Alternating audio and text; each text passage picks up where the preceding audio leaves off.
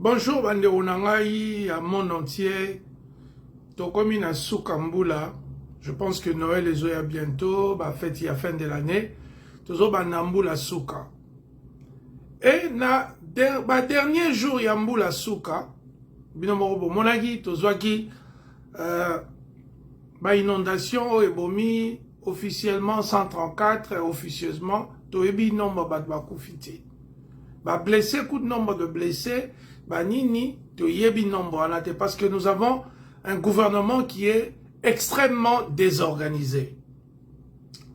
Malgré misère Nabino pendant 4 ans, Bolbaki, Kabila Kende, Mutumususute, Azonga na Rwanda, Kabila, Azonga Rwanda teme, Akenana, Ndabunena Kingakati afana ne calme, Alubaka rien ne boyebi ye mwana maki. Mais Mutoyo, asalagi ko finga, afinga Mobutu fou. Est-ce que vous réalisez que moi la 4e humanité afinga Mobutu fou? Félix afinga Mobutu fou. Moi na ana bozo mona. 4 ans yango et salami. Niveau de vie, yaba Congolais, y'a peuple.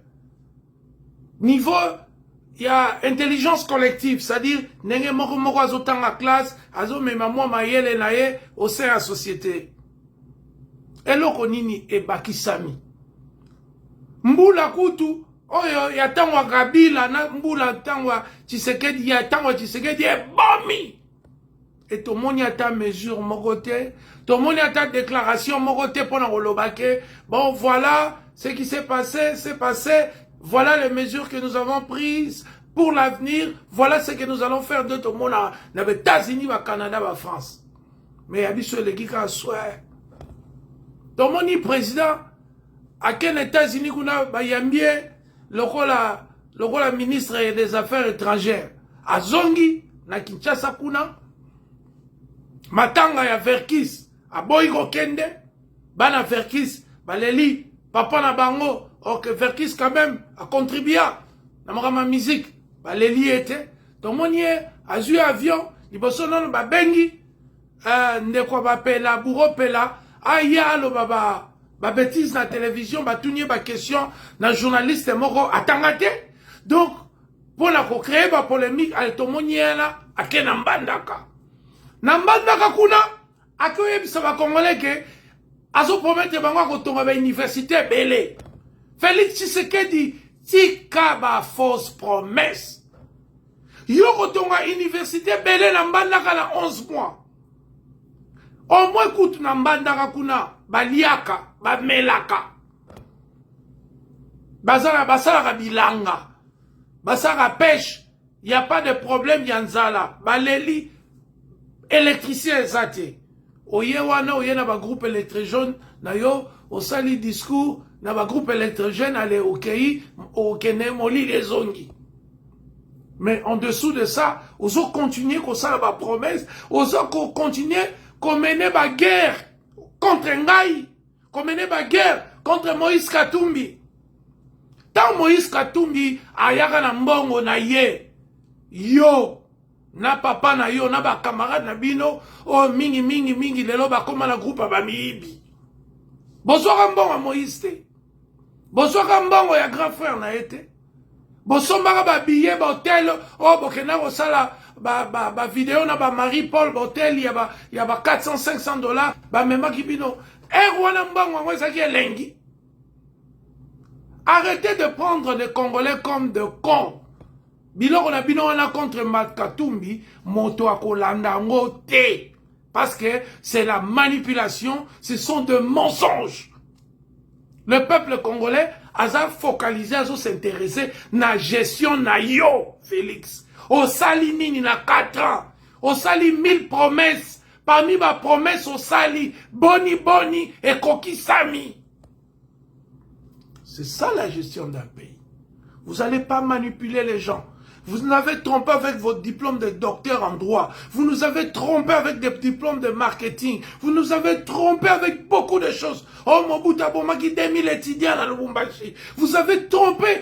Tout le temps, vous avez utilisé les mensonges comme véhicule, il y a politique Nabino. Comme vecteur, il y a politique Nabino. Mais aujourd'hui, ça ne va plus marcher, mon ami Félix. Yo tonga 3 universités na Mbandaka. Papa na yo, famille Nabino, kozana ndaku botongi déjà na kabeyaka moi. Donc bandana nous kotonga, ndaku wana oya, o papa tika ya kala wana, bandana nous kosala moi ferme. Tout le monde attaque famille Tshisekedi va comme na ferme na Katanga, na Kananga, to na Mbujimai, to na Kabeyaka Mwanga. Il faut arrêter avec vos mensonges là. Le peuple souffre. Biso ba tout ozora ba pelle. Biso ba totina ba mongo. Biso nde batu tozali en contact direct na ba souffrance, na ba matango to kundaka, na ba classe to futaka, na ba nini ko sala tu bandeko balongwa Kinshasa ba ya na poto. Nous sommes au four et au moulin. Aujourd'hui, l'année, ils ont tiré révérence dans votre commune à Soukambula. Au Golobana, peuple congolais. Izini ni notongi. Et l'oko nini yo bongisi. Pour dire que au retour à ba université, ba école, pour nous qu'une université, il faut que le temps de ba likambo ya kotanga. Avant qu'aucune université, il faut une école gardienne, maternelle comme on appelle, école primaire, école secondaire, ok université. Si condition nini yo amélioré na école primaire, na école secondaire pour banako penser na ba université. Yo bi classe université ça. Yo so sala devoir université.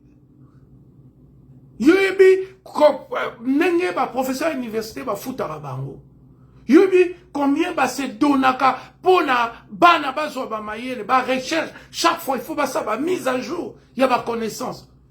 Tu penses que c'est gratuit? Tu penses que esa promesse autant la classe ti omoni ba la plupart il y a ba professeur à université ba ça ba maîtrise, ba ça ba doctorat. Tu penses faire 7 ans, 8 ans à étudier, c'est facile pour faire des fausses promesses basées qui n'ont aucune justification, ni économique, ni budgétaire. Yango tolobi, 2023 ok. Ngai conseil nazo pesa ondeko nanga Félix, mwana mama, komiti ata candidate. Bino bolobaka ke Mobutu akende ata mbwa. Mbwa eza langage na bino. Mobutu akende ata mbwa. Mais depuis Mobutu akenda lelo, est-ce que yozo se considérait que ozali plus que bino bo souhaitaka? Aujourd'hui, gestion na yo na ya Mobutu ya yo leki. Ndenge yozo sala ba montre na yozo lato ozo mela ndenge tozo ta vidéo ba ndeko no famille bazo mela peuple ale boya oh Moïse Katumbi oh Martin Fayoulou oh Olivier Bolia. Non, il faut arrêter avec ces mensonges. Le problème c'est vous, c'est votre incapacité de diriger. C'est pourquoi 2023 beaucoup il y a un discours il y a ba Katumbi te muta olanda bino zate Katumbi aza pécheur. Asara pêche, yo salanini. Il a travaillé, il bosse depuis jeune, kokumba ba camion. Ti na Afrique du Sud à Sokumba. Mais yo histoire na yo zayanini. De l'alcool, de la mauvaise fréquentation, de la gabegie économique, budgétaire, ya ba camion sa financière. Non, 2023 ne sera pas comme les 4 dernières années. C'est notre année de te dire au revoir. Il faut okendo tika mboka wana live. You gotta leave my people alone. Il faut tika peuple nangai. Na suki wana. Bande onanga toko fete te to bo fana ba famille na bino. Bo suki moi li pesa bolie, moi musunya botumba botumba. Mais tous en esprit a fêtité. Suki masanga mela, koka mela. Mais quand tu as la motema na oteke 10 millions de morts à Est neto bosani. Quand tu as na motema na oteke to bosani bato ba to kufa na ba inondation. kotia na motema na oteke to sundoli Congo et pas Félix na ba incapable ba utaki Belgique pour la plupart. Toujours ceux qui s'emboulent. Donc l'année prochaine. La lutte l'année prochaine sera féroce et juste. Merci. Que Dieu bénisse la RDC.